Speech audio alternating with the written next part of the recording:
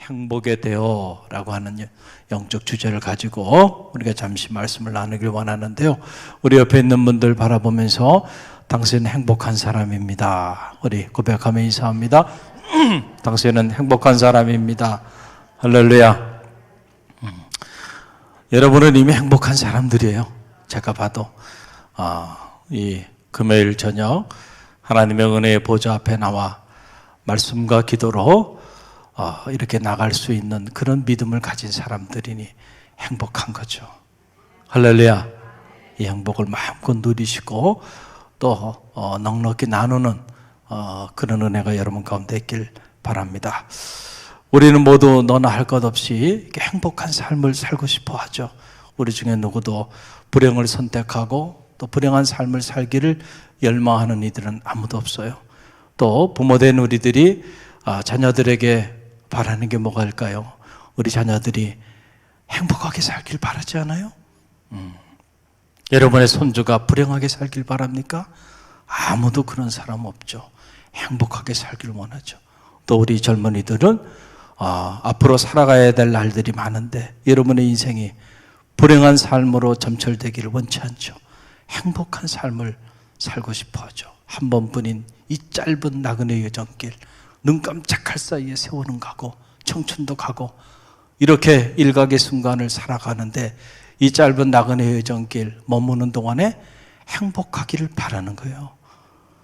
자, 그런데 우리가 우리의 삶을 들여다보면 다 이렇게 행복한 삶을 살고 싶어 하는데 그런데 우리의 바람과는 다르게 사실 정말 이렇게 행복한 삶을 사는 사람들을 만나는 것은 결코 쉬운 일이 아니다는 거예요. 많은 사람들이 행복한 삶을 살기를 열망하고 또 행복한 삶을 살기 위해서 나쁨 없이 분주히 노력하고 그렇게 열정적으로 살아가는데 어떻게 된 일인지 행복은 산 넘어 무지개인 것처럼 죄를 넘으면 거기 있는 줄 알았는데 또 가보면 없고 또 가보면 없고 그래서 그 행복을 누리지 못하고 살아가는 이들이 우리 가운데 많이 있는 걸 보게 돼요.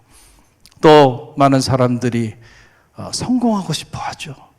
특별히 젊은이들은 더더욱 그런 마음들이 많이 있죠. 성공적인 인생을 살아가고 싶다. 그런데 여러분 성공이 뭔가요? 누가 정말 성공한 사람인가요? 여러분 꼭 기억하시길 바랍니다. 행복한 사람이 성공한 사람이죠. 성공한 사람이 행복한 사람이 아니에요. 우리는 이 사실을 잘 알아야 돼요. 우리는 그저 수단과 방법을 가리지 않고 내가 목표하고 계획한 것을 얻고 취하면 그러면 성공했다라고 생각을 해요. 그런데 그것이 일정 부분 성공일 수는 있을 거예요. 사람들의 눈에. 그러나 그 성공이 여러분의 인생의 행복을 보장해 주지는 않는다는 거예요. 여러분 이 사실을 꼭 기억하시길 바랍니다. 그래서 겉으로 보면 남들이 보면 야, 저 사람 잘 나가는구나. 저 사람 계획하고 뜻한 일들 척척척척 하고 정말 좋은 집에 살고 성공 가다를 달리는구나. 이래서 부러워할 수 있어요. 그러나 그 사람 내면에 들어가 보셨나요? 정말로 그의 존재가 자기 인생에 대한 행복감에 젖어드는 사람들 과연 몇이나 여러분들이 발견했나요? 발견하기가 쉽지 않다니까요. 그래서 여러분 아리스토텔레스라고 하는 그 헬라 철학의 아주 대부죠. 아리스토텔레스는 인간이 추구하는 삶은 다 그 나름대로의 텔로스를 가지고 있다. 이 텔로스라는 게 바로 뭐냐면 목적이라는 거예요. 나름대로 이렇게 목적을 가지고 있고 그래서 우리 인간의 삶은 이 목적 지향적이다. 그래서 이 목적론적 윤리학이라고 하는 학문적 분야를 이렇게 개척을 했는데 자, 그러면은 우리가 추구하는 목적이 있는데 사람마다 각자가 추구하는 목적들이 있는데 그 목적을 이루었다고 다 행복한가요? 아니에요. 예를 들어 볼게요. 예수의 행복론 행복에 이르는 길 제가 쓴 책 서론 부분에 보면 여기에 대한 내용들이 이렇게 잘 나와 있어요. 제가 소개해드리면 이런 겁니다. 자, 예를 들어서 여러분들이 많은 돈을 얻기 위해서 은행을 털 거를 계획했어요. 그리고 오랜 동안 어떻게 하면 은행을 털 수 있는가? 그거를 연구했어요. 계획도 세우고 연구도 하고 목적도 세우고 노력했어요. 그래서 성공했어. 그래서 은행을 털어서요, 엄청난 돈을 여러분들이 얻게 됐어요. 성공했죠. 성공했잖아요. 목적을 이루었고 오랜 동안 계획했던 일이고 열정을 가지고 준비했던 일이고, 그런데 그 일을 성취했잖아요. 행복한 거지 그러면은. 그런데 자, 도둑질을 해서 남의 것을 그렇게 취해서 과연 그 사람들이 행복한 삶을 살아갈 수 있을까요? 여러분, 그래서 옛말에 무슨 말이 있어요? 맞은 사람은 다리 뻗고 잠을 자도요, 때린 놈은, 여기 놈이라 그래도 괜찮겠죠? 때린 사람은. 때린 놈은 잠을 못 자는 거야. 잠을 못 자는 거야, 여러분. 그래서 아리스토텔레스가 무슨 얘기를 하냐면, 모든 목적이 다 선한 것이 아니다. 그래서 목적이 선해야, 선한 목적을 이룰 때 진정한 의미로 우리가 모든 인간들이 추구하는 행복을 경험할 수 있을 것이다, 이렇게 얘기한 거예요. 선한 목적, 그 선한 목적을 이룰 때 행복이 주인공이 되는 거예요. 선하지 않은 목적을 이루었다고 해서 행복해지는 게 아니고요, 오히려 더 큰 불행의 늪에 빠지게 된다. 양심의 가책 때문에 시달리다가 고통 가운데 그렇게 안타까운 삶을 살게 된다. 여러분, 우리네 인생은 가끔 저는 이렇게 보면 낚시와도 같다, 이런 생각을 해요. 제가 미국에 있을 때는 바다 낚시를 좀 했었고, 그런데 하다가 이건 아닌가 보다 싶어서 제가 그만뒀어요. 그리고 이제 한국에 와서 대학에 있을 때 낚시를 하지 않았는데, 저희 대학에 이렇게 낚시 동아리가 있어요. 그래서 거기 낚시 동아리에 리더인 교수님이 같이 좀 가자는 거야. 같이 좀 가자는. 꼭 내가 좀 같이 갔으면 좋겠다. 그래가지고 제가 2번을 끌려가듯이 함께 간 적이 있어요. 보니까 밤낚시를 하는데요, 저녁 6시에 딱 모여가지고 그 다음날 아침 6시까지 밤새도록 호수에 낚싯대 던져놓고요, 그리고 밤새도록 낚시하는 거예요. 그런데 첫날 갔을 땐 제가 한 마리도 못 잡았습니다. 밤새도록 앉아서 한 마리도 못 잡았어요. 딱 둘로 갈라지더라고요. 고기를 좀 잡은 사람하고 한 마리도 못 잡은 사람하고, 밤새도록 낚싯대 던져놓고 앉아있는데 한 마리도 오지 않는 행복의 대어라는 큰 물고기란 말이에요. 우리가 인생이 다 행복하되 크게 행복한 삶을 살고 싶다. 그래서 그 행복의 대어를 낳기 위해서 어떻게 보면 밤새도록 노력하고 기다려. 그런데 어떤 이들은 한 마리도 못 잡고 세월만 낚는 이들이 있을 수 있어. 그런데 어떤 이들은 그 행복의 대어를 낚은 이들도 있고, 어떤 이들은 그 대어를 낚았다가 놓치는 사람들도 있어. 이 사람들 참 더 안타까운 사람들이죠. 여러분은 여러분의 인생의 행복의 대어를 지금 낚았습니까? 아멘 소리가 없는 거 보면, 목사님 여기 보세요. 저는 이렇게 큰 행복의 물고기가 있어요. 자, 이런 사람들을 만나기가 우리가 어렵다니까요. 신앙생활을 하면서도. 그럼 왜 세월만 낚은 것 같다가 돌아보니까 또 놓쳤어요. 그래서 불행해. 왜 그럴까라고 하는 부분인데, 오늘 시편 32편은 거기에 관한 분명한 말씀을 우리에게 던져줘요. 이 시편 32편은 다윗의 행복론입니다. 어떻게 하면 우리가 행복에 이를 수 있는가? 다윗이 자기 입으로 스스로 행복이 이런 것이다, 이런 사람이 행복한 사람이다 라고 하는 다윗의 행복론을 얘기해 주는 놀라운 말씀이에요. 학자들은 이 시편 32편을 참회의 시다 이렇게만 얘기해요. 참회의 시. 뭐에 대한 참회의 시냐? 우리아의 아내 바세바를 범하고 그리고 우리아를 전쟁터에 내보내서 죽게 해서 간음자고 살인자인 자기의 죄, 그 은밀한 죄, 그 숨겨진 죄 때문에 괴로워하고 고통스러워하고 그리고 그 죄의 문제를 해결함으로써 결국 자기 인생에 잃었던 행복을 찾게 되는 이런 과정인데 주로 참회에 초점을 맞추다 보니까 참회의 시다라고 이렇게 분류되어 있는 그런 말씀이에요. 그런데 저는 이거를 다윗의 행복론이 이 안에 담겨 있다라고 말씀을 드리는 거예요. 자, 보세요. 왜 우리가 행복의 대허를 낳고 싶은데 그 대허를 낳지 못하냐면 장애물들이 있어서 그래. 장애물들이. 행복한 삶을 살지 못하게 하는 장애물들, 방해물들이 있다는 거예요. 여러분, 그게 바로 뭐냐면 은밀한 죄예요. 숨겨진 죄예요. 사람은 속일 수 있지만 하나님은 못 속이죠. 그렇죠? 그러니까 하나님 앞에 다윗이 겉으로 보면 성공한 사람입니다. 보위에 올랐죠. 그러니 여러분, 그냥 보위에 오른 정도가 아니고 통일 왕국 시대를 이루는 위대한 대왕이 됐습니다. 성공했죠. 부귀와 영화, 명예, 권세 다 누렸죠. 얼마나 성공한 사람입니까?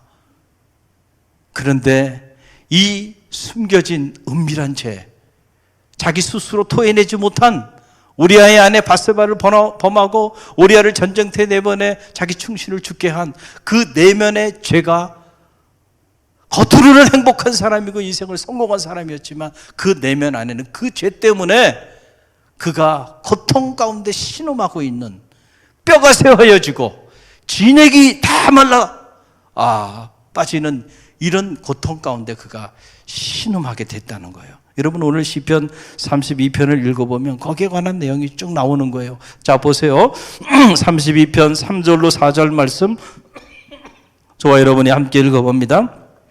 내가 입을 열지 아니할 때에 종일 신음함으로 내 뼈가 쇠하였도다.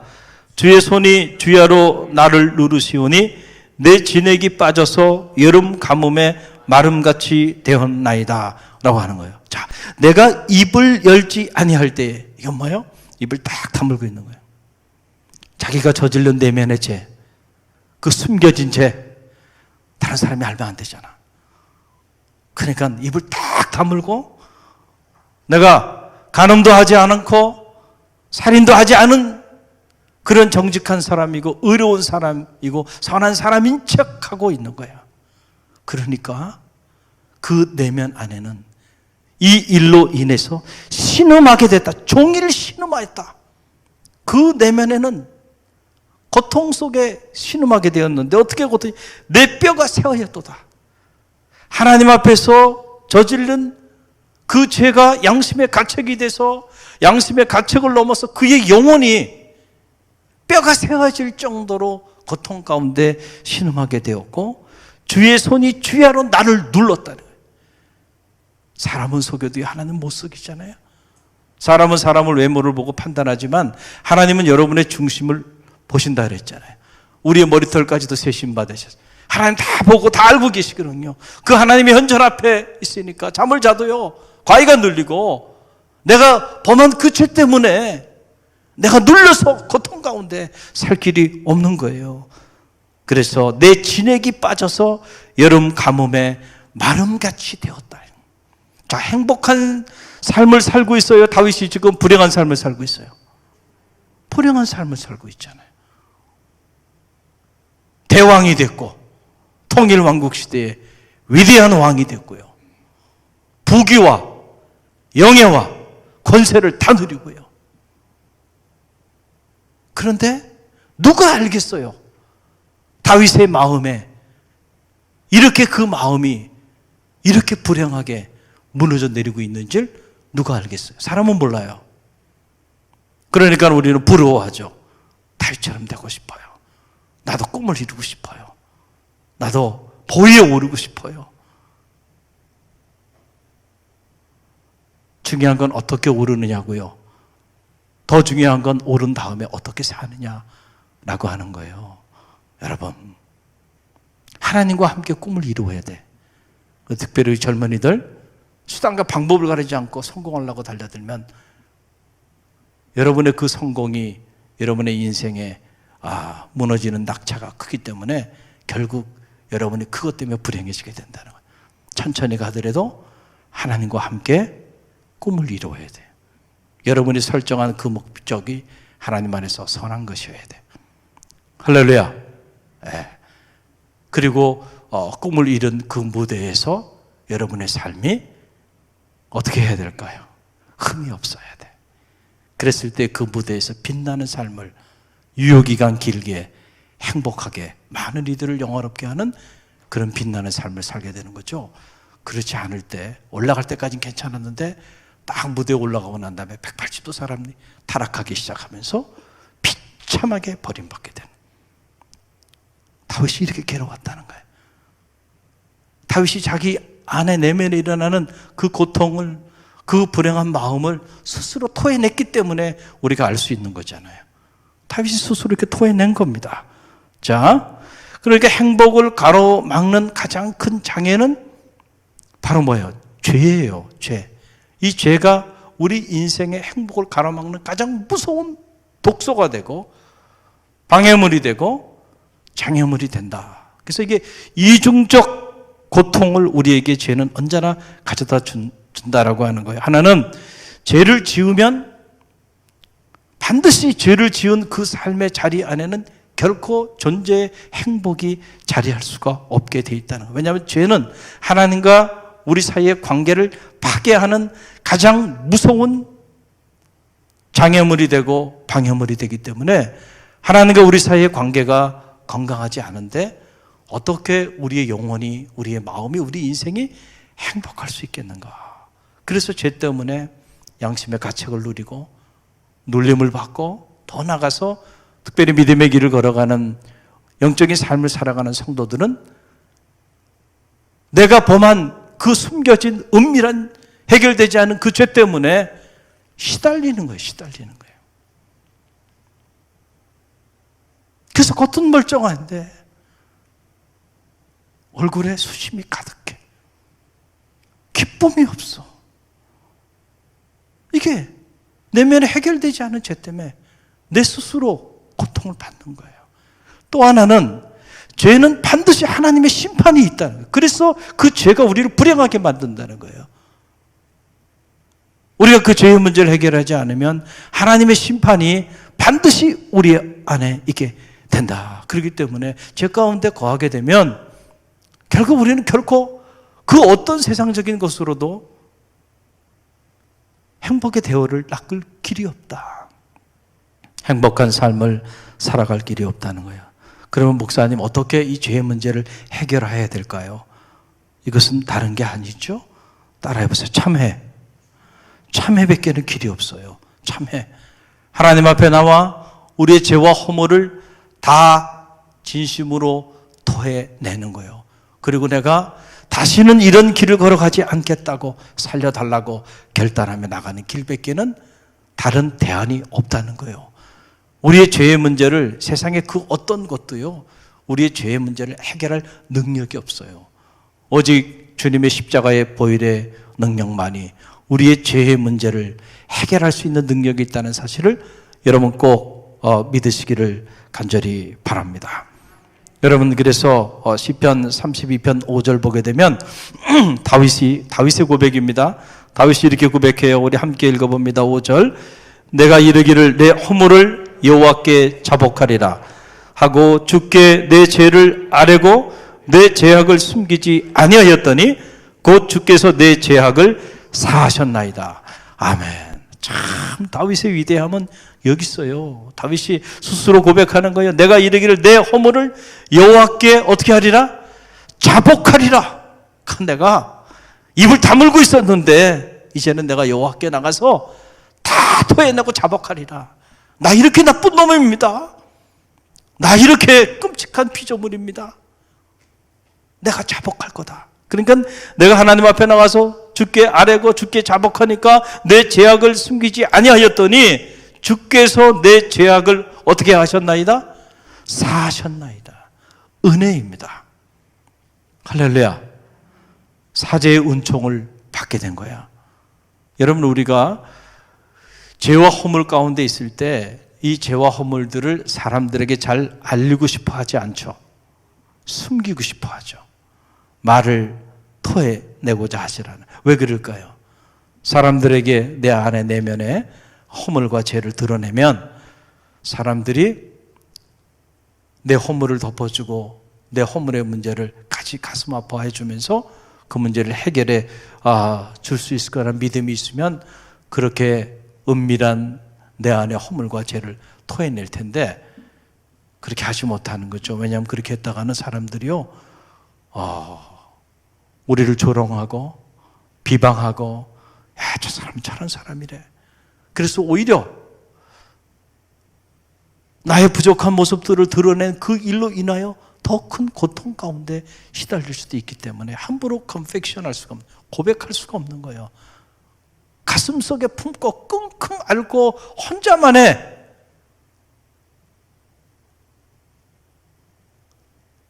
불안한 마음을 가지고 언제 이거 혹시 들키면 어떻게 되나 내면의 갈등을 가지고 그러고 살아가는 거예요. 그러나 여러분, 하나님께 나와서 우리의 죄와 허물을 자복하면요, 하나님은 우리 면박을 주시거나 아니면 우리를 그 일로 인해 조롱하거나 우리를 내어치시는 분이 아니고요, 하나님께서 자복하는 자들은 어떻게 하세요? 품어주시고 위로해 주시고 격려해 주시고 싸매 주시고 그리고 더 나가서 용서하여 주신다.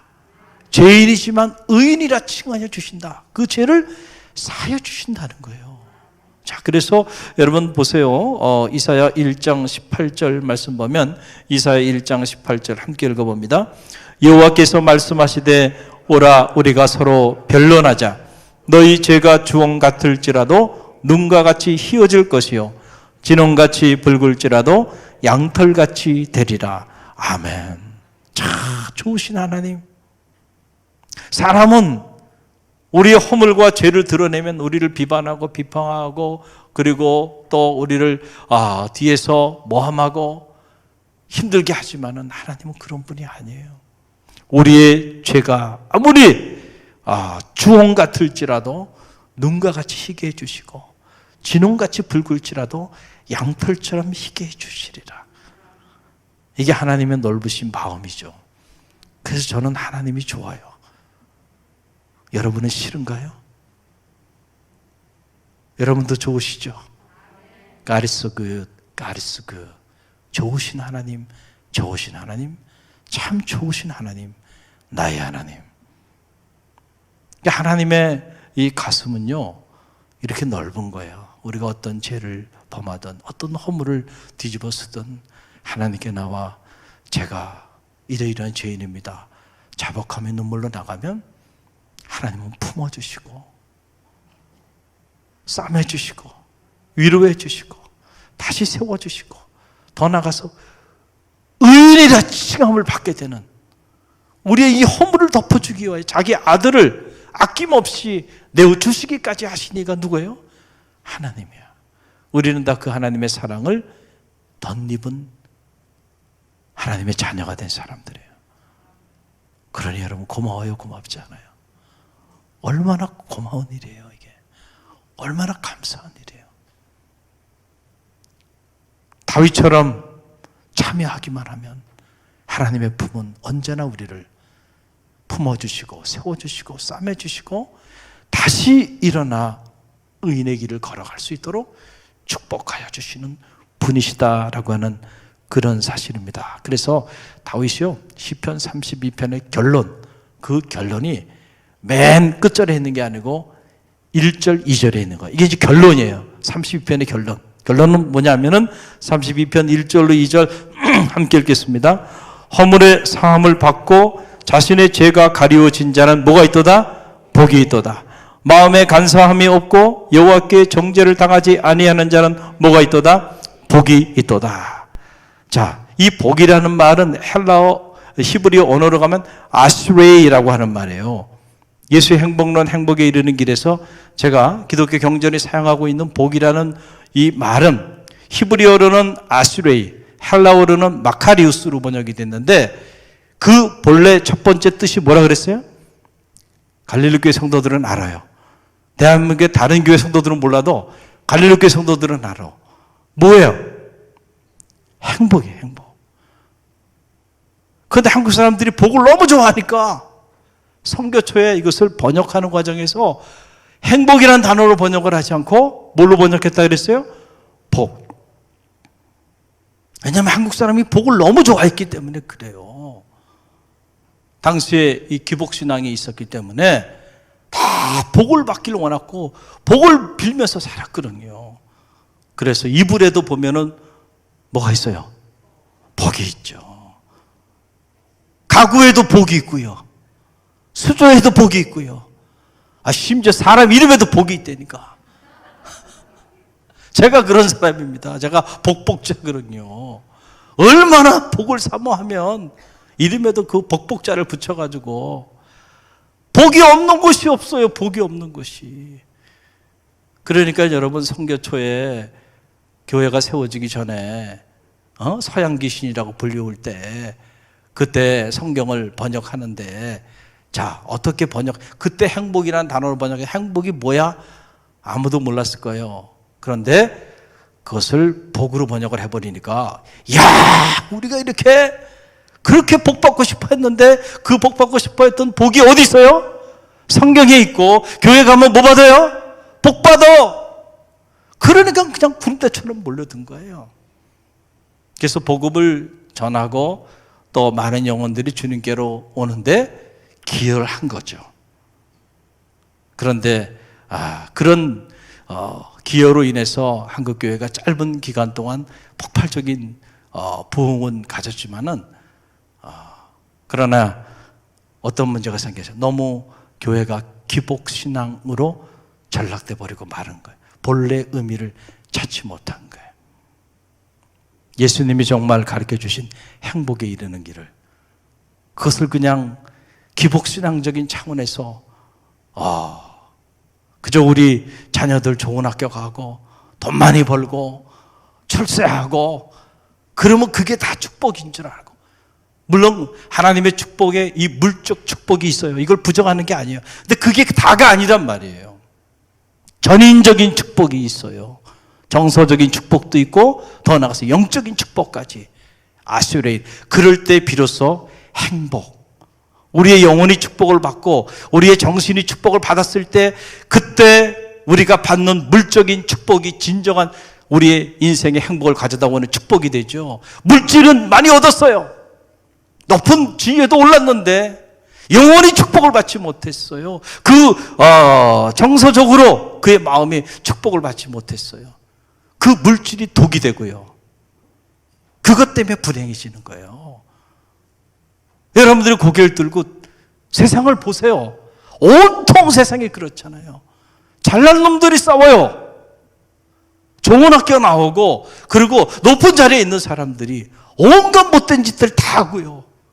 세상을 다 어지럽히고요. 자기도 불행하고 주변의 사람들도 다 불행하게 만들어버리고요. 저렇게 살아서는 안 되는데 인생은. 그러니까 우리 그리스도인들이 믿음을 갖고 신앙생활 하면서도 왜 행복한 삶을 못 사나요? 그러니까 신앙생활 열심히 한다고 하는데 보니까 마음에 자유함이 없고 하나님이 주시는 진정한 의미의 전인적인 행복을 누리지 못하고 살아요. 왜냐하면 이걸 너무 기복신앙적인 차원에서만 이렇게 이해해서 기복신앙적인 차원에서 물질의 축복을 받지 못하면 그러면은 하나님의 축복을 받지 못한 것이라고 생각하고 상대적 빈곤감 속에서 허덕이거나 물질의 축복을 받았는데도 그 욕망은 끝이 없잖아요. 더. 그래서 가진 사람들이 욕심이 더 많아. 대체 얼만큼 가져야 만족하겠어? 만족의 끝이 없어요. 왜냐하면 그 욕망의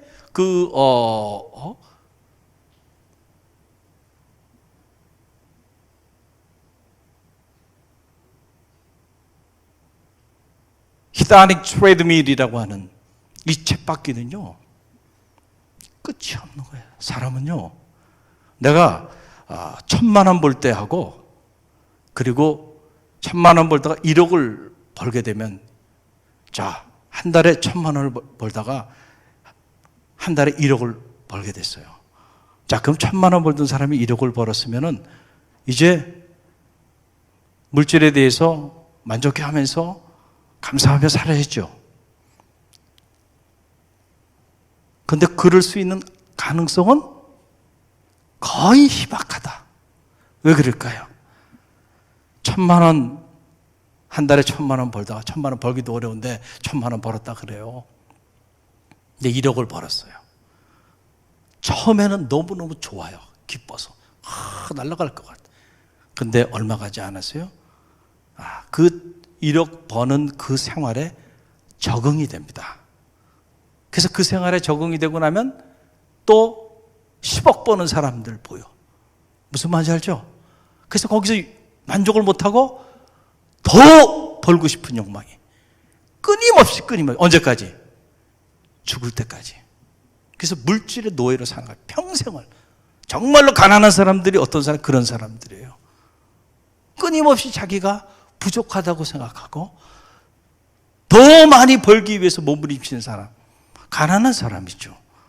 그러나 내가 한 달에 300만 원을 벌어도 자기에게 주어진 재화에 대하여 만족할 줄 아는 사람은요, 그 사람이 진짜 부자야. 할렐루야. 할렐루야.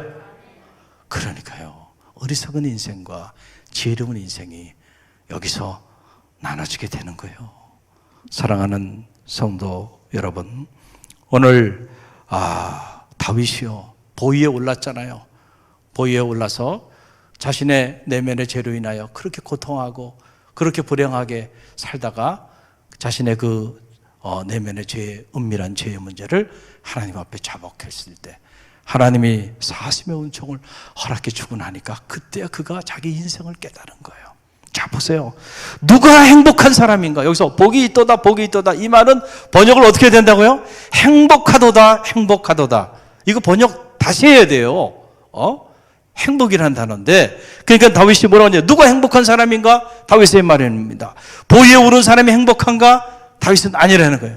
많은 부와 권세와 명예를 누리는 자가 행복한가? 아니라는 거예요. 시편 32편 1절로 2절에 다윗의 행복론에 의하면 행복한 사람은 누구인가? 바로 죄 사함을 받은 자가 행복하다는 거예요. 할렐루야. 죄 사함을 받은 자가 행복하고, 또 누가 행복한 사람이냐? 죄로 인하여 하나님께로부터 정죄를 받지 않는 사람이 어떤 사람이냐면 행복한 사람이라는 거예요. 진짜 행복한 사람은요, 이 사람이 진짜 행복한 사람이에요. 우리는 이런 사람을 성공한 인생이라고 말하는 거죠. 할렐루야. 할렐루야. 저는 말하기는 여러분 모두가 하나님과 사람 앞에서 존귀하시길 바랍니다. 하나님과 사람 앞에 존귀하다고 하는 얘기는요, 하나님이 높여주시는 거예요. 그래서 하나님과 함께 높아지고 하나님의 영광을 위하여 높임을 받고 그 높임의 삶의 자리 속에서 축복의 통로에 삶을 사는 사람.